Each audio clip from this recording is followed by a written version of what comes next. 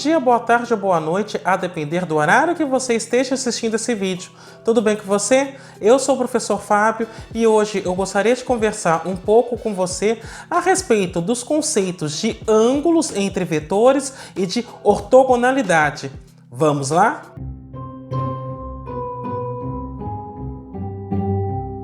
Antes de mais nada, eu vou pedir para que você já faça o famoso cucocô, que é curtir, ou seja, deixa o seu like, aproveita e faz isso agora para você já não esquecer. Comenta, ou seja, utilize a área dos comentários para continuar dialogando comigo, apresentando suas dúvidas ou mesmo sugestões de outros assuntos que você gostaria que fossem abordados neste canal. E, caso você goste desse vídeo, compartilhe com seus amigos, compartilhe com seus contatos, compartilhe com aquele seu amigo que está precisando de uma ajuda em álgebra linear. Além disso, vou pedir para que você clique no sininho, se inscreva e ative as notificações. Dessa forma, toda vez que sair um vídeo novo, você será avisado.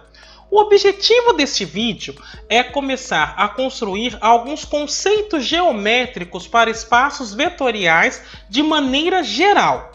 Perceba que há um vídeo neste canal, deve estar aparecendo um card no alto da tela, que aborda produto interno entre vetores. O produto interno é uma expansão do produto escalar definido para R2 e para R3 e que nos permite encontrar alguns elementos geométricos que são definidos nestes dois espaços. Por exemplo, um dos elementos interessantes que podemos definir com o auxílio de produto interno é o conceito de ângulo entre vetores e, consequentemente, de ortogonalidade entre vetores.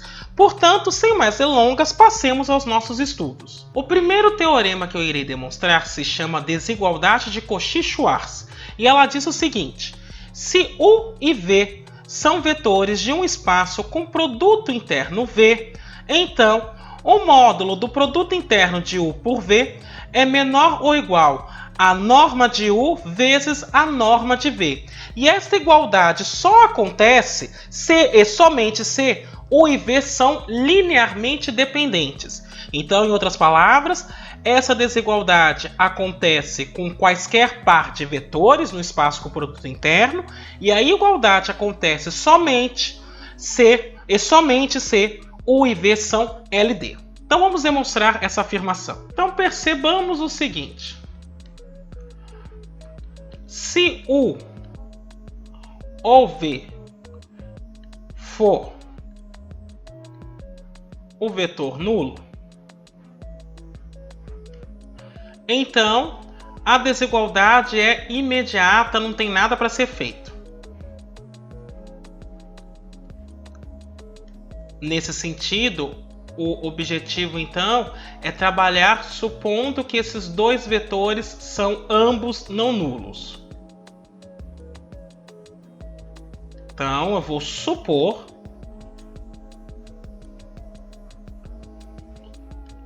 que U é diferente do vetor nulo e V também é diferente do vetor nulo. Daí,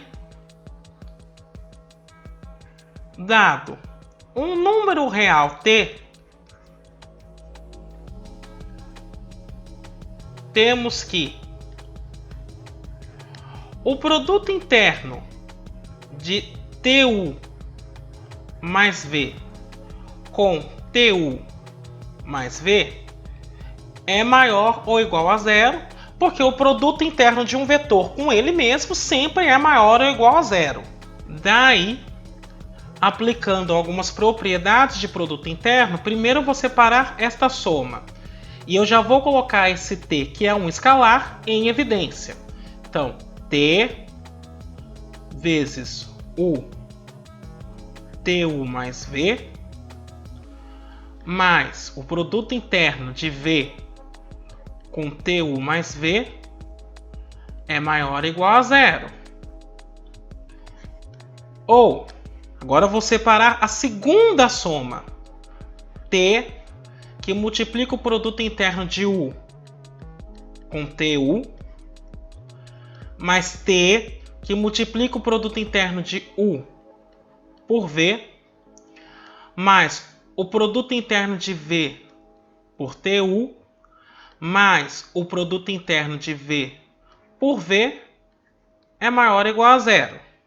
Ou, agora eu vou considerar este segundo t que aparece nessas duas parcelas e vou colocá-lo também para fora do produto interno, o que me dá t quadrado, o produto interno de U por U, mais t, o produto interno de U por V, mais t vezes o produto interno de V por U, mais o produto interno de V por V é maior ou igual a zero. Isso me leva, então, na seguinte desigualdade. T quadrado vezes a norma de U ao quadrado mais... Considerando que o produto interno é comutativo, então t vezes o produto interno de U por V é igual a t vezes o produto interno de V por U. Então eu posso escrever mais 2 vezes t vezes o produto interno de U por V mais a norma de V ao quadrado é maior ou igual a zero. Perceba que como eu estou pegando dois vetores U e V, a norma de U quadrado e a norma de V quadrado são fixos se eu considerar U e V fixos. Da mesma forma, o produto interno de U por V também é fixo. Portanto, o que eu tenho aqui é uma desigualdade de segundo grau na variável t. Agora, considere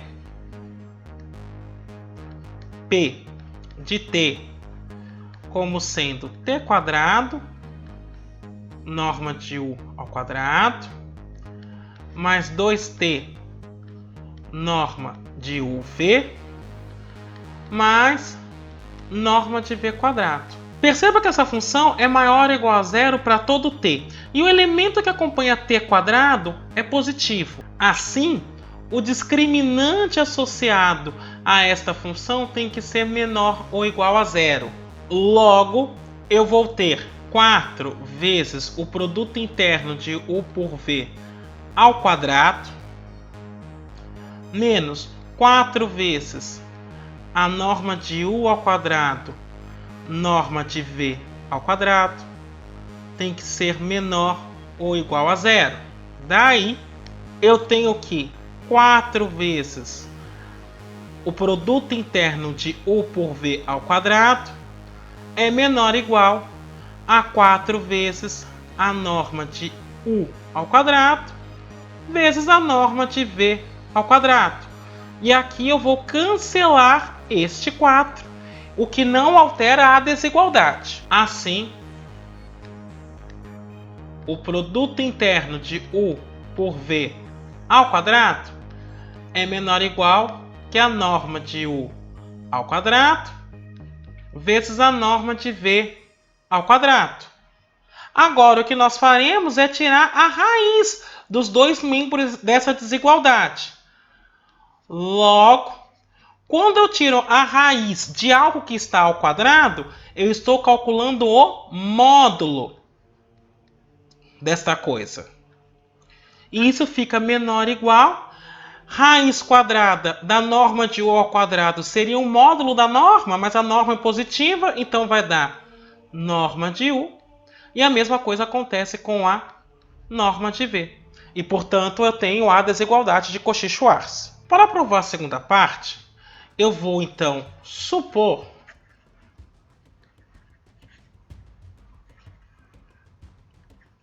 que o módulo do produto interno do vetor U com o vetor V é igual à norma de U vezes a norma de V. Ainda consideremos a seguinte combinação linear alfa U mais beta V igual a zero. Então, quando eu fizer o produto interno deste vetor, considerando essa combinação linear com qualquer vetor, isso tem que dar zero. Daí, alfa U mais beta V, o produto interno disso, com V, tem que dar zero. Logo, eu tenho, separando aquele produto interno, que αU com V, o produto interno desses dois vetores, mais o produto interno de beta V com V, dá zero. Ou, vou tirar o alfa desse primeiro produto interno, então alfa vezes o produto interno de U por V, mais beta vezes a norma de V ao quadrado, porque vai ficar o produto interno de V por V, é igual a zero. Daí, o que eu tenho aqui, alfa vezes o produto interno de U por V, é igual a menos beta vezes a norma de V ao quadrado.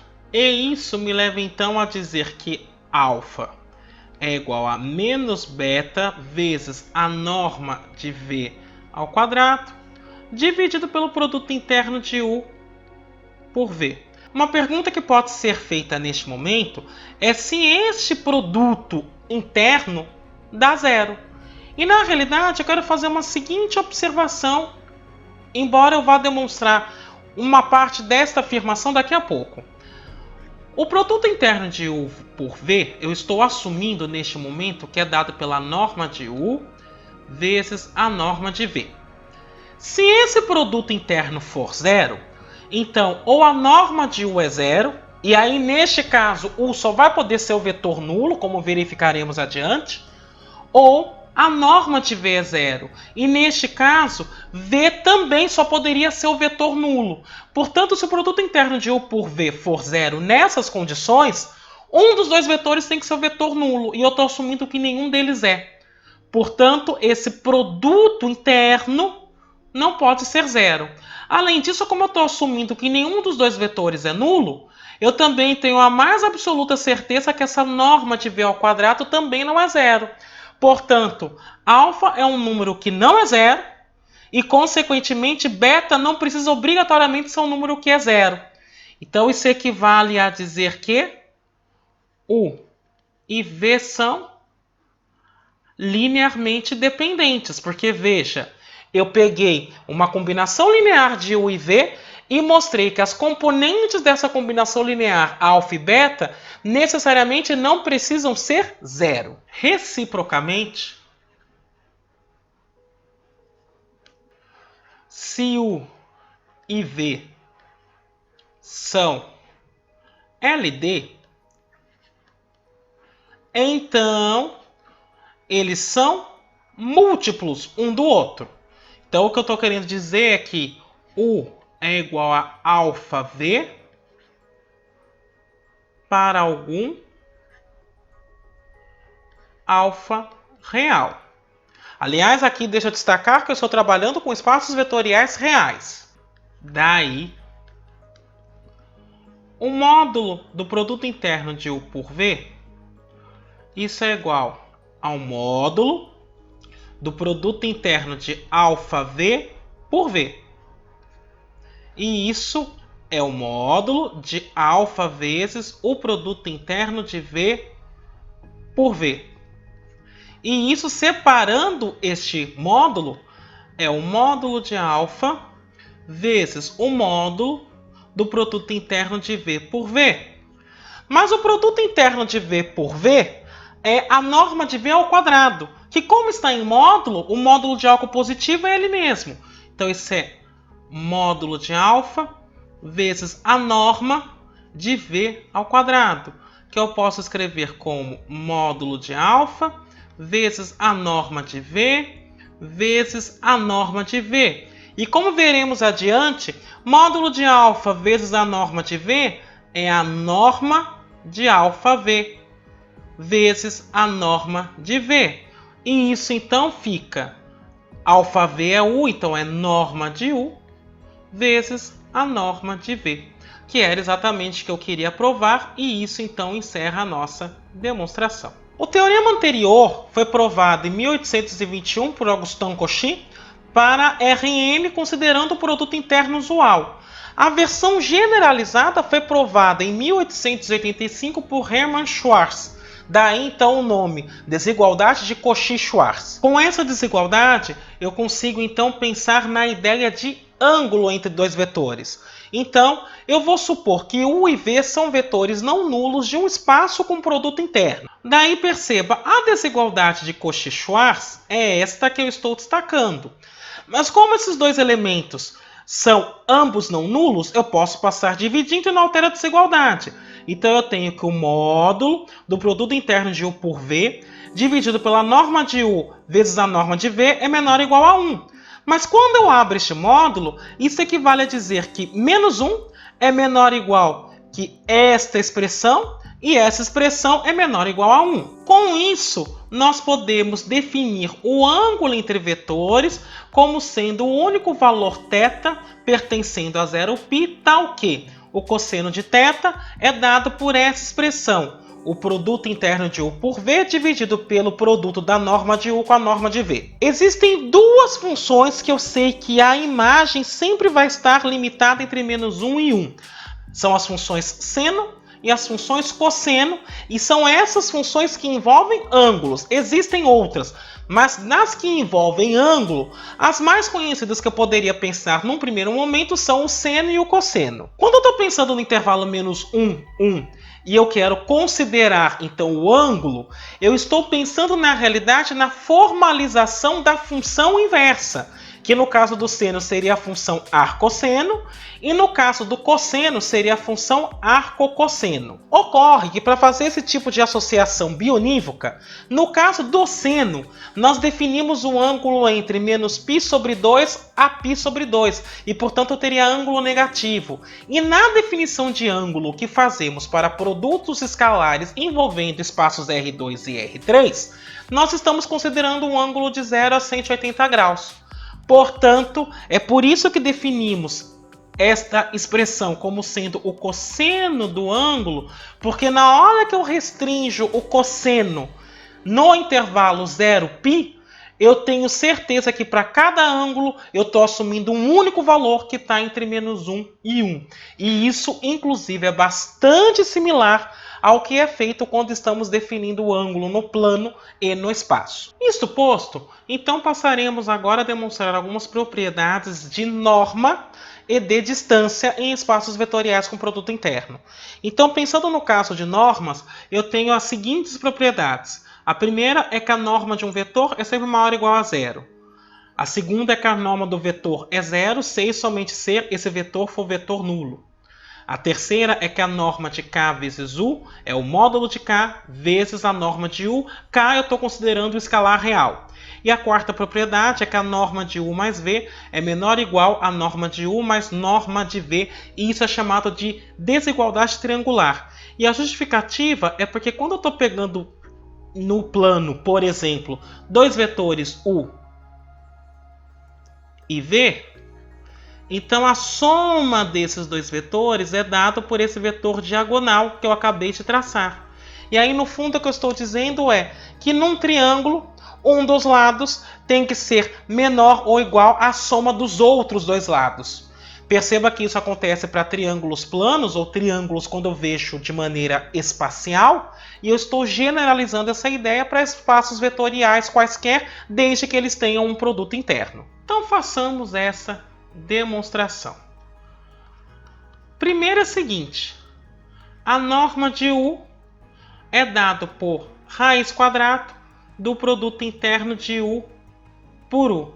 E como é uma raiz quadrada, evidentemente isso aqui é maior ou igual a 0, porque o produto interno de U por U é a norma de U ao quadrado. Então, na realidade, o que está aqui dentro é algo positivo, a raiz de algo positivo é maior ou igual a 0. A segunda expressão, norma de U é igual a 0, se e somente se a raiz quadrada do produto interno de U com ele mesmo é igual a 0. Mas isso acontece se e somente se o produto interno de U com U é igual a 0. E lembrando de propriedades de produto interno, isso só é verdade quando U é o vetor nulo. A terceira propriedade, norma de K vezes U, isto é, a raiz quadrada do produto interno de K vezes U com ele mesmo. Mas isso, utilizando propriedades de produto interno, eu posso tirar esses dois escalares que aqui estão e vai ficar K ao quadrado vezes o produto interno de U por U. Mas isso pode ser escrito como a raiz de K ao quadrado vezes a raiz do produto interno de U por U. Raiz quadrada de K quadrado, isso é módulo de K. E a raiz do produto interno de U por U é a norma do vetor U. E a última propriedade, que é a desigualdade triangular, nós provamos da seguinte maneira. A norma de U mais V elevado ao quadrado, isso é o produto interno de U mais V com ele mesmo. Então agora eu vou começar a separar a soma primeiro na primeira componente. Então isso é U com U mais V, pensando no produto interno, mais o produto interno de V com U mais V. Agora eu vou separar a soma na segunda componente de cada produto interno. Então isso é o produto interno de U com U, mais o produto interno de U com V, mais o produto interno de V com U, mais o produto interno de V com V. E aí perceba que como o produto interno de U com V é igual ao produto interno de V com U, eu posso somar os dois sem problema nenhum. Daí, o que eu tenho aqui, a norma de U mais V ao quadrado era igual ao produto interno de U com U, que é a norma de U ao quadrado, mais duas vezes o produto interno de U com V, mais a norma de V ao quadrado. E aí eu tenho que observar o seguinte, o produto interno de U com V é um número. Um número é sempre menor ou igual ao seu módulo. Então isso fica menor igual a norma de U ao quadrado, mais duas vezes o módulo do produto interno de U por V, mais a norma de V ao quadrado. Mas este módulo eu posso ter uma outra desigualdade utilizando a desigualdade de Cauchy-Schwarz. Isso fica menor ou igual a norma de U ao quadrado, mais duas vezes norma de U, norma de V, mais norma de V ao quadrado. Portanto, o que eu concluí aqui, a norma de U mais V ao quadrado é menor ou igual, perceba que aqui eu tenho um produto notável, que seria a norma de U mais a norma de V ao quadrado. E isso então me leva exatamente no resultado que eu quero provar no momento que eu tirar a raiz dos dois lados. Então a norma de U mais V é menor ou igual a norma de U mais a norma de V. E essa raiz eu pude extrair sem alterar a desigualdade porque é tudo positivo. E, portanto, isto encerra a nossa demonstração. Uma segunda proposição que eu também irei demonstrar é a seguinte. Se U, V e W são vetores de um espaço V com produto interno, então a distância entre U e V tem que ser maior ou igual a zero.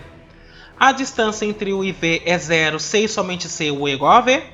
A distância entre U e V é igual à distância entre V e U. E a distância entre U e V é menor ou igual à distância entre U e W mais a distância entre W e V.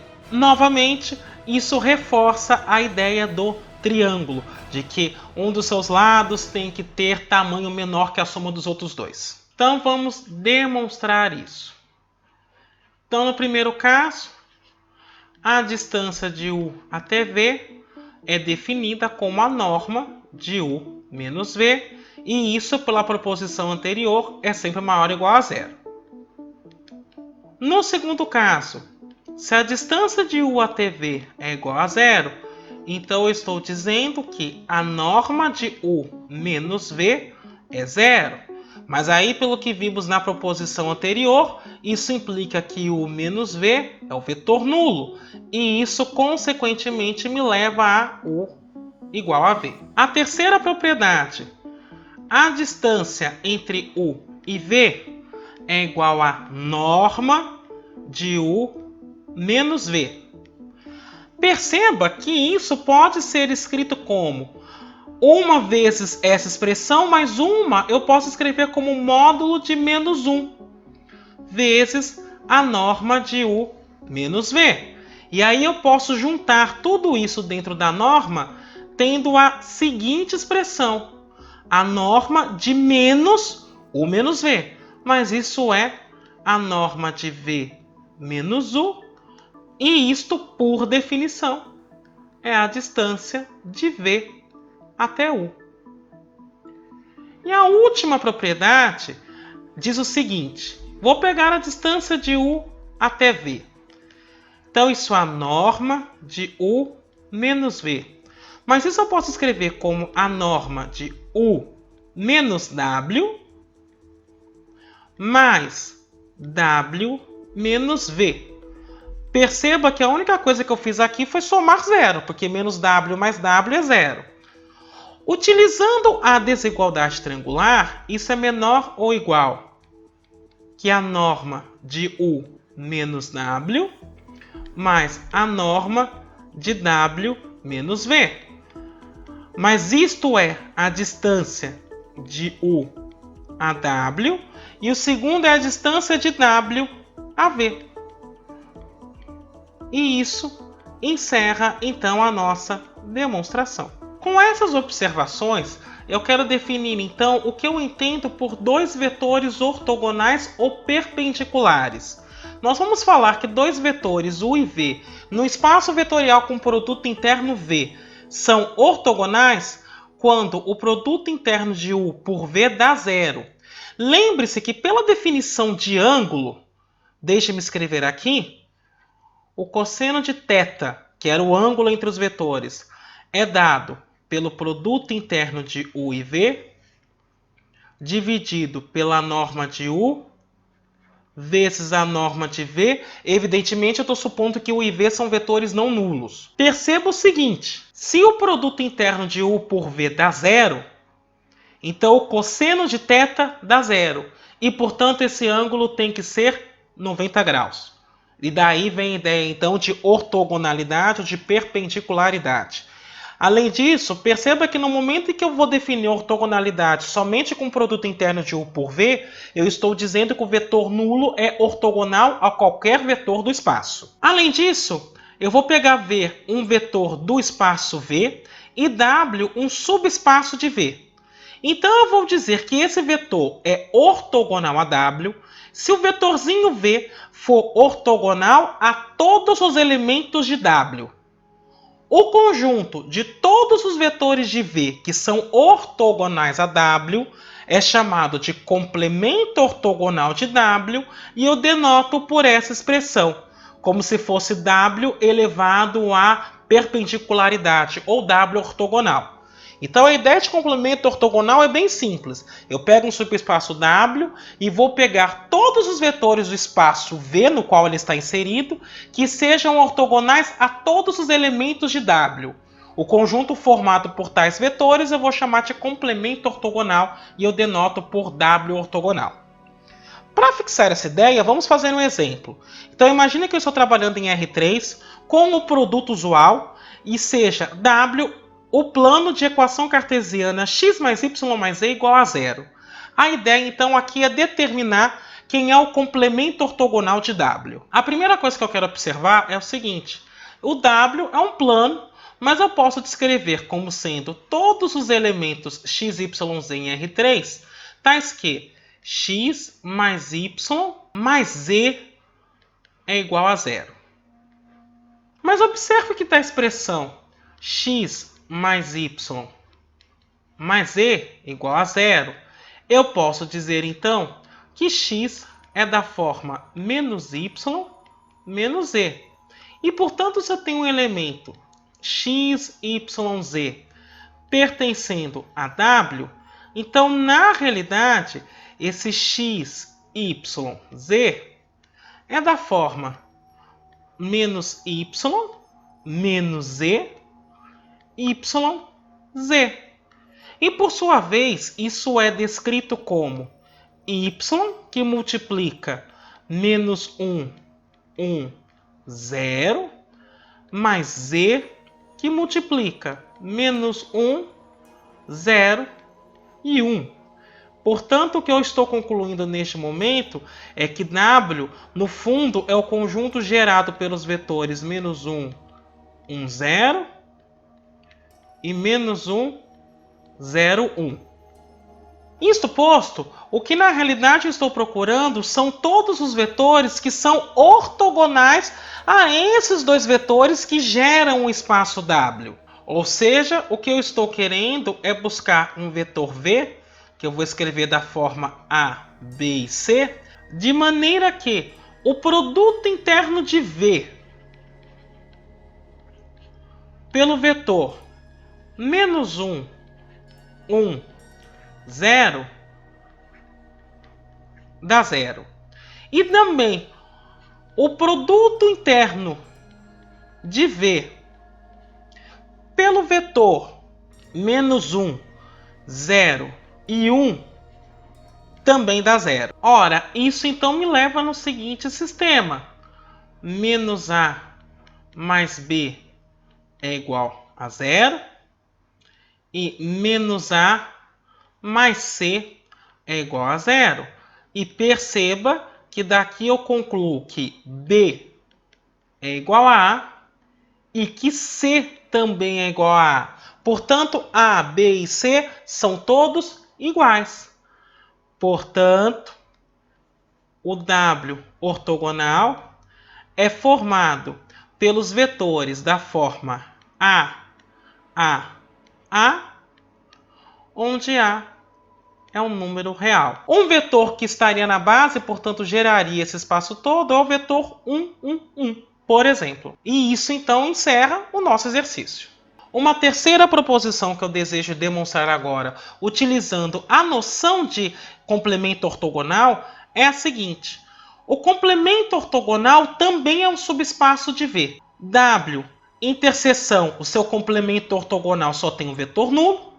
E o complemento ortogonal do complemento ortogonal é o próprio subespaço. Então, façamos esta demonstração.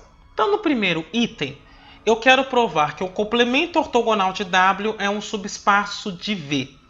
Então, a primeira coisa que eu quero observar é o seguinte. Note que o vetor nulo tem que pertencer ao complemento ortogonal de W. Porque, na realidade, o produto interno do vetor nulo com qualquer coisa dá 0, em particular com os elementos de W. Portanto, o complemento ortogonal é não vazio. Agora, sejam W1 e W2 pertencentes ao complemento ortogonal de W e alfa real. Então, perceba o seguinte. Quando eu faço o produto interno de alfa W1 mais W2 por um vetor W de W, isto é, o produto interno de alfa W1, W, mais W2, W. E isso, por sua vez, vai ficar alfa, o produto interno de W1 por W. E aí perceba o seguinte, como W2 está no ortogonal de W, no complemento ortogonal de W, o produto interno de W2 com W dá 0. E, portanto, me sobraria somente, no primeiro momento, alfa vezes o produto interno de W1 por W. Como W1 também está no mesmo conjunto, esse produto interno dá 0, e isso dá 0 para todo W em W. Portanto, o que eu acabei de observar é que o ortogonal de W, ou seja, o complemento ortogonal de W, é subespaço do espaço vetorial V. No item 2i, nós podemos então observar o seguinte. Veja, de saída, como W e seu complemento ortogonal são subespaços de V, então ambos têm o vetor nulo dentro deles. Portanto, eu posso dizer que o vetor nulo ele está em W e também está em seu complemento ortogonal. Agora, seja W pertencente a W interseção seu complemento ortogonal. Então, perceba o seguinte. O W ele vai ser ortogonal a todo elemento de W. Mas eles também estão em W. Então, isso me permite dizer que este W, que está no complemento ortogonal do subespaço W, é ortogonal a si mesmo. Mas isso só acontece quando este elemento é o vetor nulo. Portanto, o que eu acabei de mostrar é que W interseção seu complemento ortogonal está contido no espaço vetorial que só tem o vetor nulo. Mas como esta implicação já era verdadeira, eu estou afirmando então que eles são iguais.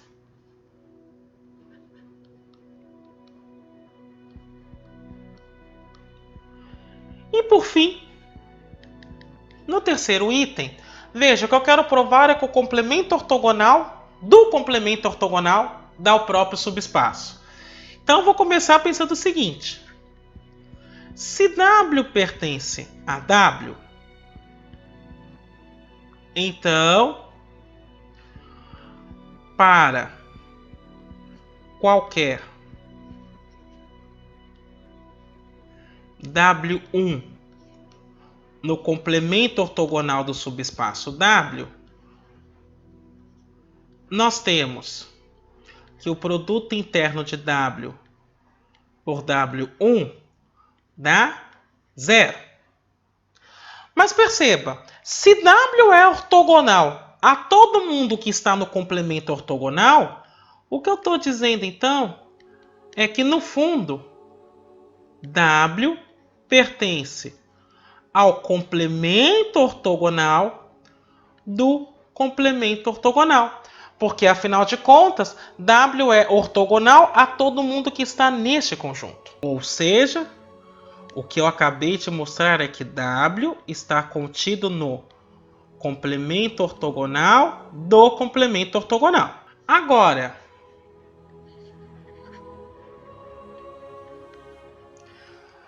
se W pertence ao complemento ortogonal do complemento ortogonal, então o que eu estou dizendo é que o produto interno de W com W1 é igual a 0.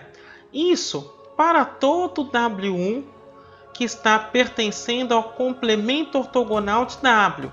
Então perceba, eu estou dizendo que este elemento é ortogonal a todo mundo que está no complemento ortogonal de um subespaço específico.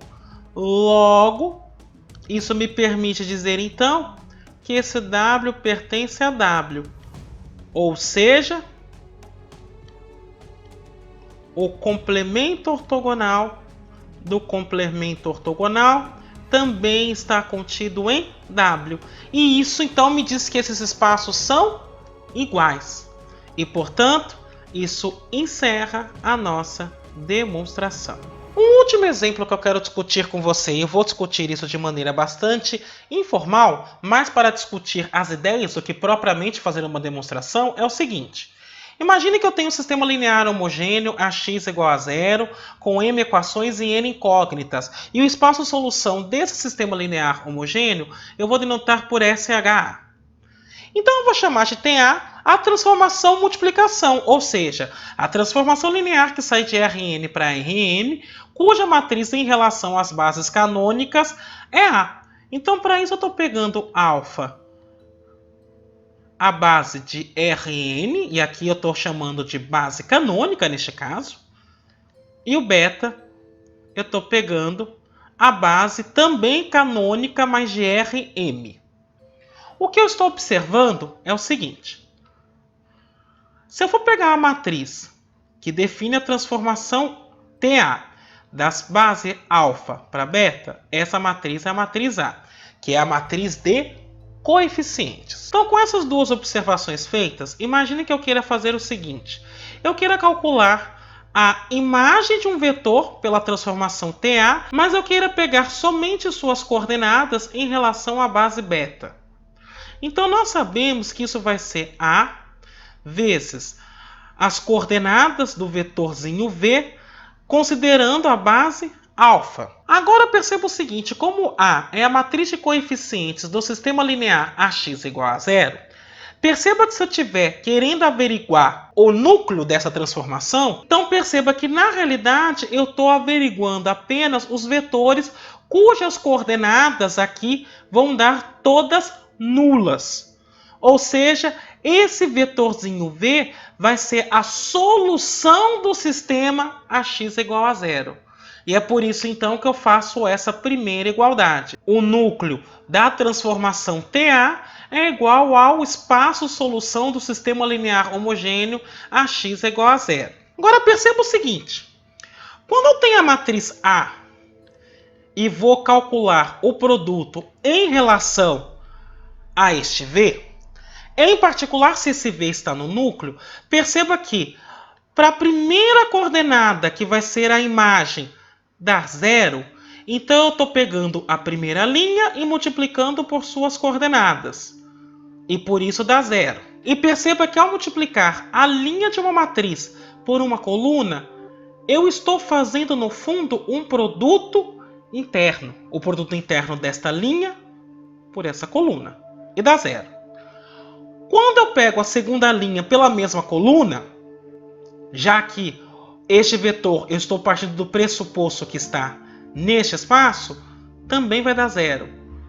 Quando eu faço o produto interno da terceira linha por este vetor coluna, ou por essa matriz coluna, também dá zero. E assim para as demais. Portanto, o que eu estou dizendo é, se eu pego um vetor cujas coordenadas estão nesse espaço solução, então na realidade esse vetor vai ser ortogonal a todas as linhas da matriz A. E isso equivale a dizer então que ele está no complemento ortogonal do espaço linha gerado pelas linhas LI da matriz A. E é por isso que eu tenho então esta terceira implicação. Então, se a matriz A é a matriz de coeficientes do sistema linear homogêneo, ao considerar a transformação TA, eu estou dizendo que o núcleo dessa transformação é o complemento ortogonal do espaço linha gerado pelas linhas da matriz A. Bom, é isso que eu gostaria de discutir com você hoje. Espero que tenha sido bastante proveitoso. Eu me despeço por aqui. Até a próxima!